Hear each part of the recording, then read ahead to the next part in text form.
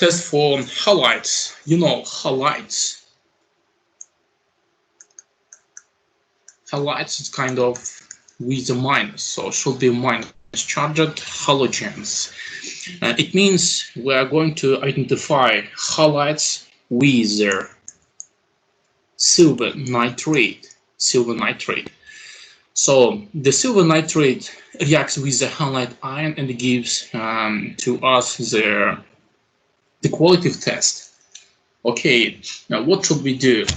So first of all, we need silver nitrate, and then second of all, we have to nitric acid itself. Nitric acid, why it is needed? You add nitric acid, this acid, first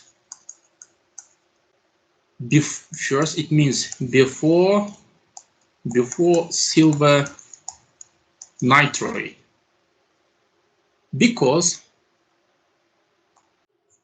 nitric acid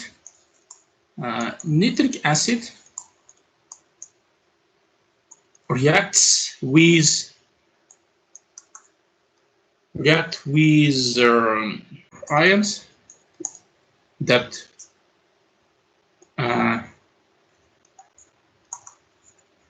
might also give confusing precipitate.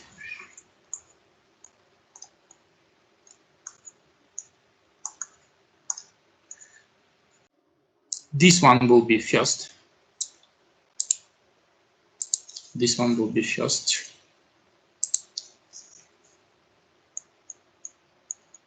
Then, in the second hand, we're going to use this sodium, silver nitrate. We have solution here, for example, containing unknown halide ion solution. And we first of all add HNO3 in order to remove all odd ions that are going to react with nitric anion, this part. In the second hand, you add silver nitrate. When the solution is free from odd ions, then silver nitrate will react with the halogen. This the second of all. Then this unknown solution, but we know that there is some halogen or halide ions, but we don't know what kind of halide ions here. It might be bromine or chlorine or iodine. So which of them? We add here, then chloride ions give white precipitate. So if it was chlorine, it gives you white precipitate. If it was bromide, it gives you creamy precipitate. If it was iodine, it gives you yellow precipitate. But be sure the difference between bromide and iodide kind of slightly. It's difficult to see there from first sight the difference. So you have to use the proper concentrations of them. But the chloride, it's kind of okay, it's white, just white precipitate. That's it. But the fluorine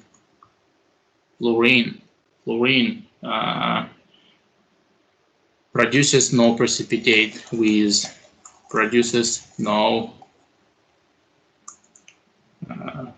precipitate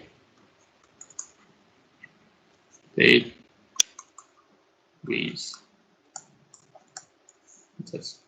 That's why I'm talking about of three halides that might be present in our solution. Okay, this one, the first test that we can prove what kind of halide present in our solution. But we know that solution contains halide. That's it. After that, we're going to identify which halide contains in the solution. The second test after that we can prove further that what kind of halides present in our solution, it is using the solution of ammonia, using solution of NH3, ammonia aqueous. So aqueous means it is ammonia plus water.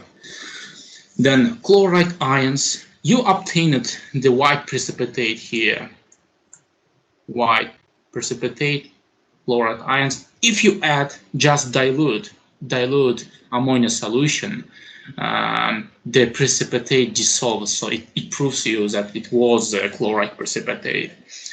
Chloride halide means here the creamy precipitate, or creamy, so brown, but it dissolves in concentrated ammonia, but doesn't dissolve in dilute concentrated. Concentrated means it's about 25–30% of ammonia present in our solution. Iodine, yellow precipitate, it insoluble in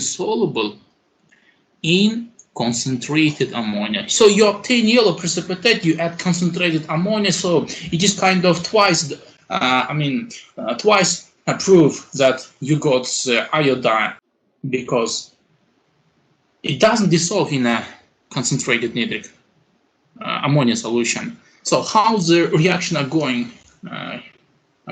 So here, aqueous plus any halide aqueous, then it makes this one solid. So silver halides, they are not insoluble in water. And the plus aqueous here, the ionic equation like minus aqueous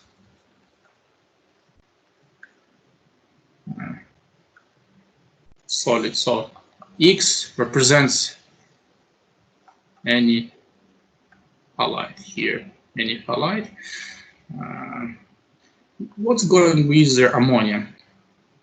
When the silver cations present in our solution, this kind of reaction is going to be, this one is reversible. So we obtain silver in H3 plus aqueous. So this one, aqueous means soluble, so it's all dissolved. It's called the diamine silver. Diamine silver.